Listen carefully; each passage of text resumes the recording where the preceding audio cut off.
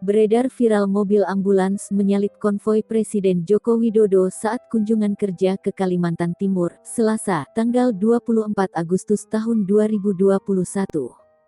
Video yang dibagikan akun Instagram Info Samarinda tersebut viral, di mana pas pampres tidak menghalangi laju mobil ambulans. Bahkan mobil Presiden Jokowi dengan plat Indonesia 1 pun harus mengalah karena ambulans tersebut.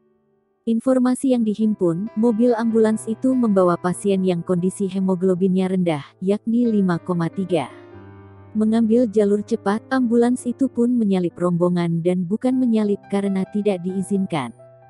Justru Presiden Jokowi beserta rombongan membuka jalan untuk ambulans yang menyalakan sirine tersebut.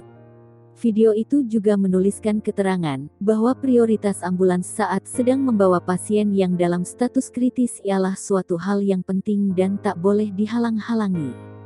Unggahan tersebut viral dan ramai dikomentari oleh warganet. Banyak dari mereka kagum dengan rombongan pas pampres yang membukakan jalan untuk ambulans.